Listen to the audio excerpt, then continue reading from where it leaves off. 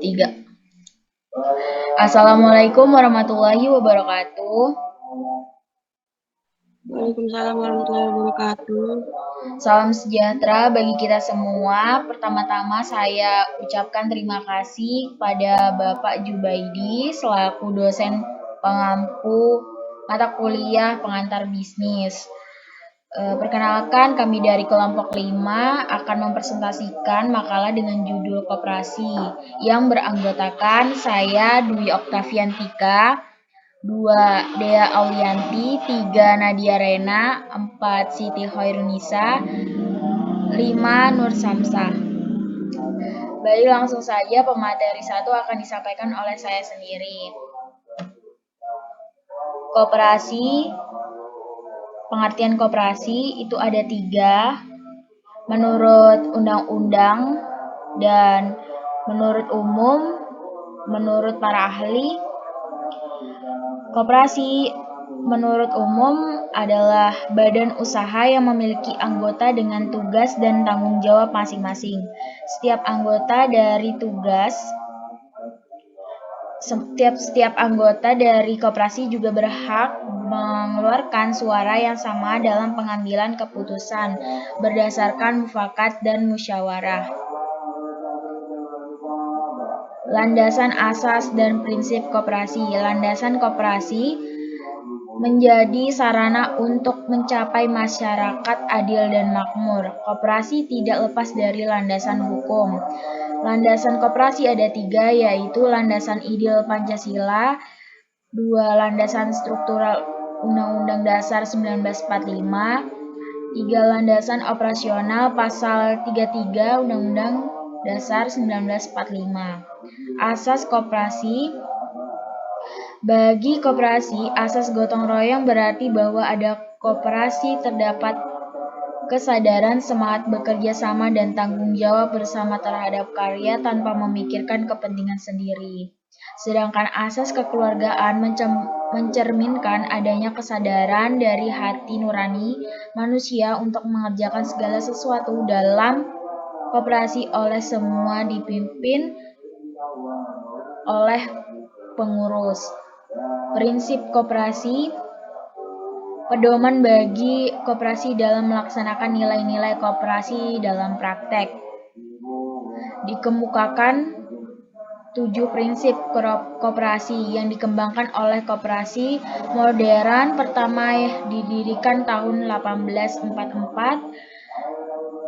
oleh 28 orang pekerja Lancashire di Rochdale. Prinsip tersebut berisi keanggotaan bersifat sukarela dan terbuka, 2 pengelolaan dilakukan secara demokrasi, 3 pembagian SHU, 4 pemberian balas jasa yang terbatas terhadap modal, 5 kemandirian, 6 pendidikan perkoperasian inti, 7 kerjasama antar koperasi. Tujuan, peran, dan fungsi koperasi akan dibacakan oleh Dea Aulianti. Baik, terima kasih. Di sini saya akan membacakan tujuan dari koperasi. Tujuannya adalah untuk meningkatkan taraf hidup anggota koperasi dan masyarakat di sekitarnya. Kedua, untuk membantu kehidupan para anggota koperasi dalam hal ekonomi. 3, membantu pemerintah dalam mewujudkan masyarakat. 4, koperasi juga memiliki peran penting bagi para konsumen atau pelanggannya. 5, bagi produsen bisa menawarkan barang dengan harga yang cukup tinggi. Selanjutnya, peran koperasi adalah koperasi juga memiliki beberapa peran dari apa yang sudah dirumuskan pada tujuan, prinsip, dan fungsinya. Peran koperasi sebagai berikut. Koperasi dapat mengurangi tingkat pengangguran. Kehadiran koperasi diharapkan dapat menolong masyarakat yang membutuhkan pekerjaan. Kedua, koperasi dapat mengembangkan kegiatan usaha masyarakat sebagai contoh. Ketiga, koperasi dapat berperan serta meningkatkan pendidikan rakyat, terutama pendidikan koperasian dan dunia usaha. Keempat, koperasi dapat berperan sebagai alat perjuangan ekonomi. Selanjutnya akan dibacakan oleh Nadia Rena. Baik, selanjutnya ada jenis-jenis koperasi. Yang pertama, koperasi produsen, contohnya koperasi perajin batik. Yang kedua, koperasi konsumen, contohnya adalah koperasi sekolah. Yang ketiga, koperasi simpan pinjam, contohnya yaitu koperasi simpan pinjam yang terkenal yakni Kospin Jasa. Yang keempat, koperasi jasa, contohnya koperasi angkutan Jakarta. Lalu manajemen koperasi, yaitu peran manajemen koperasi. Yang pertama itu sifat manajemen koperasi. Manajemen koperasi berlandaskan kekeluargaan dan gotong royong dengan berlandaskan Pancasila yang diwujudkan dalam sifat manajemen koperasi. A. Kekuasaan tertinggi, B. Pengurus dan badan pemeriksa, C. Pembagian hasil, D. Usaha koperasi. Yang kedua, unsur pokok manajemen koperasi. Pendekatan dan pembangunan koperasi haruslah ditinjau dari 4 matra.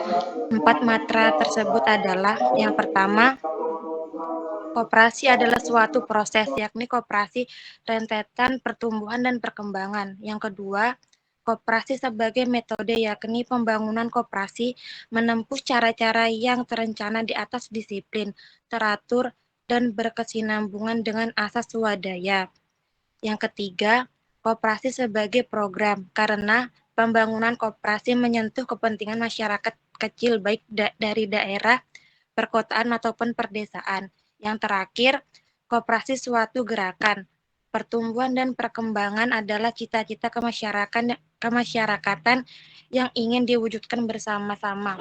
Selanjutnya akan dibacakan oleh Siti Khairunisa. Baik, terima kasih. Materi selanjutnya ada tentang wewenang pengurus koperasi. Yang pertama, pengurus berwenang melakukan tindakan-tindakan dan upaya bagi kepentingan koperasi sesuai dengan tanggung jawab dalam rapat anggota. Yang kedua, pengurus juga dapat memberikan perintah atas dasar keahliannya atau dari konsultan untuk melakukan perjanjian agar dapat direkomendasikan ke pihak-pihak lain agar dapat dilaksanakan. Yang ketiga, sesuai kewenangannya, pengurus dapat melakukan kontrak dengan pihak lain untuk memajukan, baik mengadakan perjanjian maupun persetujuan dari pihak lain untuk kemajuan koperasi dan menyampaikan pada rapat tahunan untuk dapat dilaksanakan. Materi selanjutnya ada kekuatan manajemen dalam perkembangan koperasi.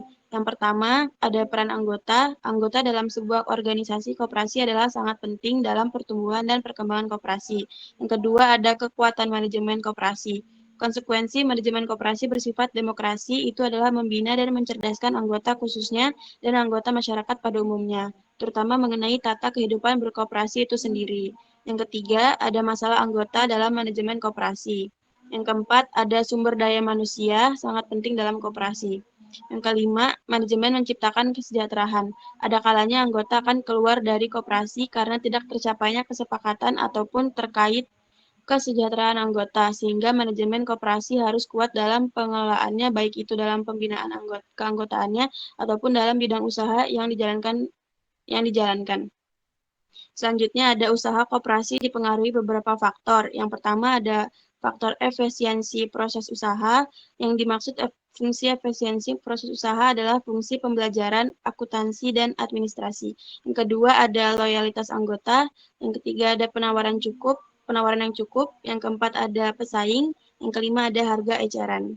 Selanjutnya, usaha manajemen dalam pengembangan koperasi, yaitu ada tujuan dan sasaran, evaluasi, pengambilan keputusan, perumusan, penyusun rencana pelaksana, dan pengawasan.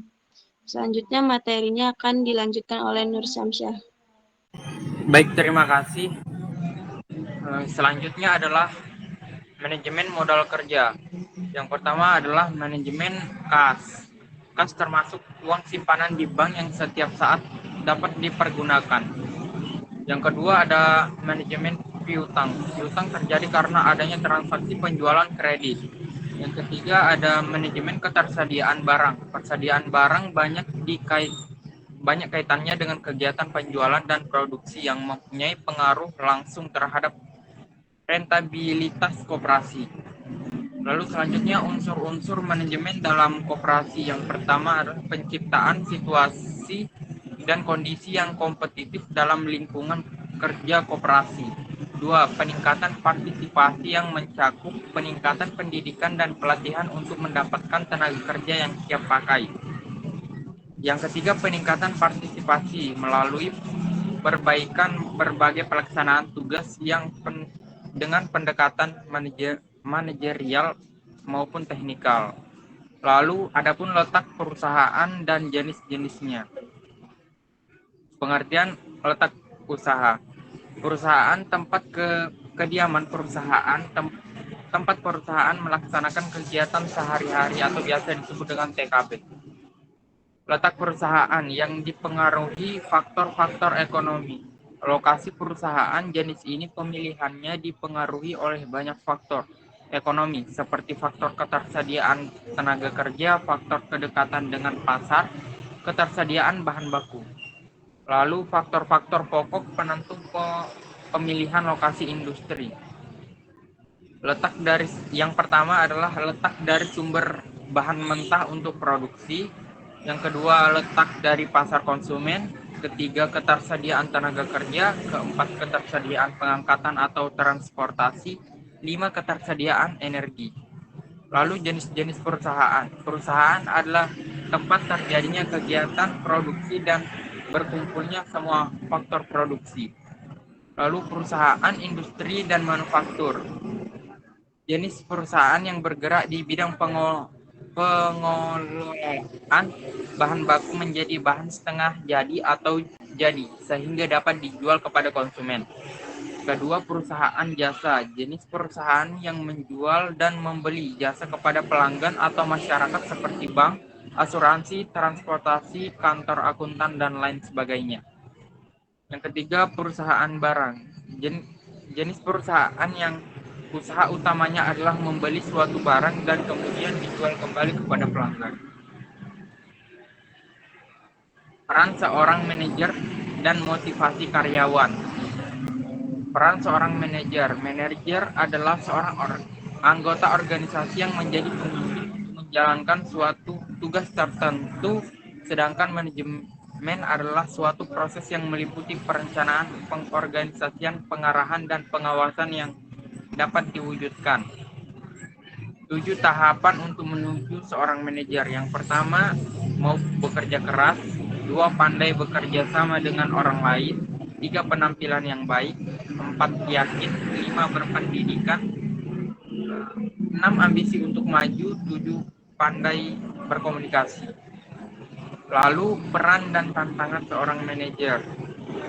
Yang pertama adalah pengorganisasian.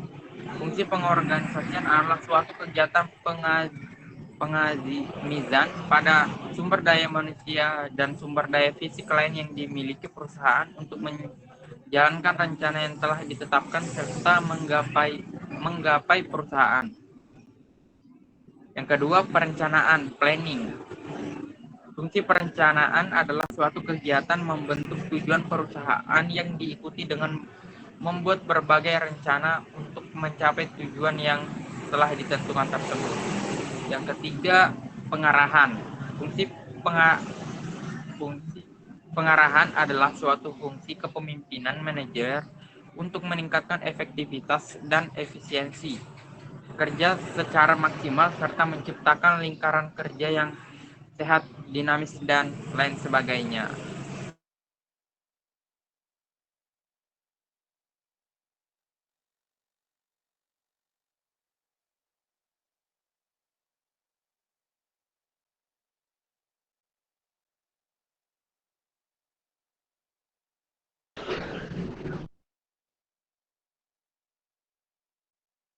Baik, selanjutnya akan saya bacakan motivasi karyawan, yaitu meningkatkan motivasi kerja.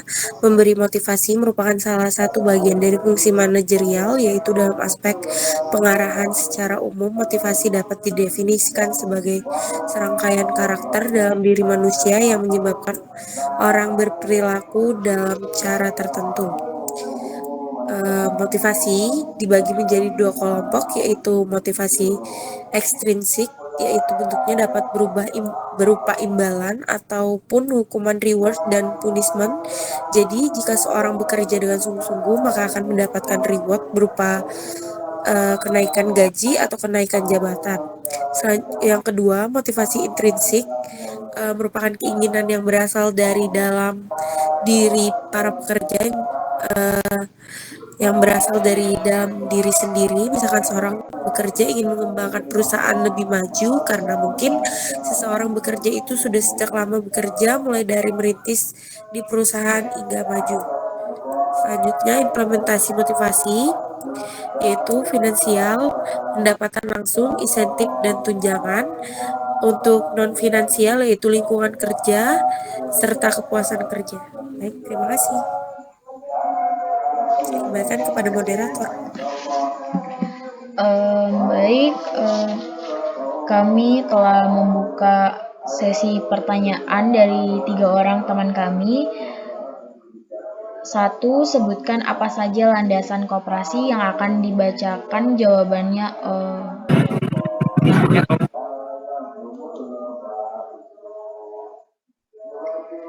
Baik, kami telah membuka pertanyaan dari 3 orang teman kami. Pertanyaan pertama akan dijawab oleh Nadia Rena Paramita. Sebutkan apa saja landasan koperasi. Terima kasih atas pertanyaannya. Jadi, landasan koperasi itu ada 3. Yang pertama, landasan ideal Pancasila. Yang kedua, landasan struktural Undang-Undang Dasar 1945. Dan yang ketiga, landasan operasional pasal 33 Undang-Undang Dasar 1945.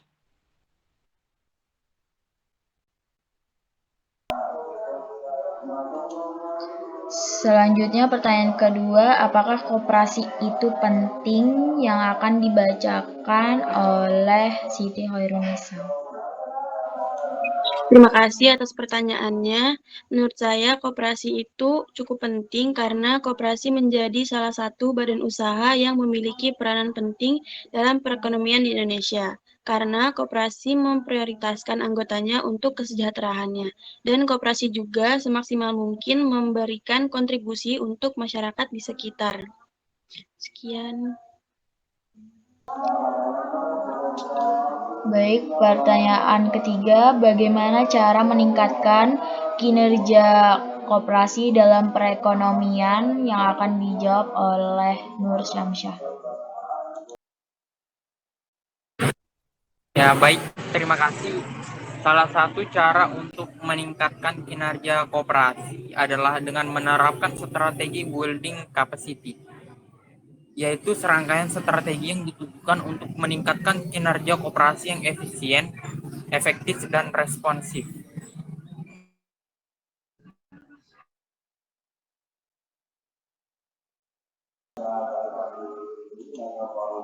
Baik, dari diskusi tadi dapat disimpulkan bahwa penting bagi kita mengetahui apa saja yang terkandung dalam koperasi, mulai dari pengertian, tujuan, fungsi, peran, landasan, asas-asas, dan lain-lain, agar dapat menganalisis apa sih koperasi itu, harapannya, dan bagaimana cara kerjanya di lingkungan masyarakat.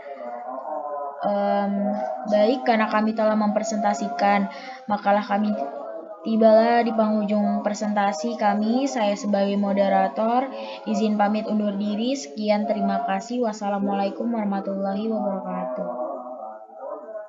Waalaikumsalam warahmatullahi wabarakatuh. wabarakatuh.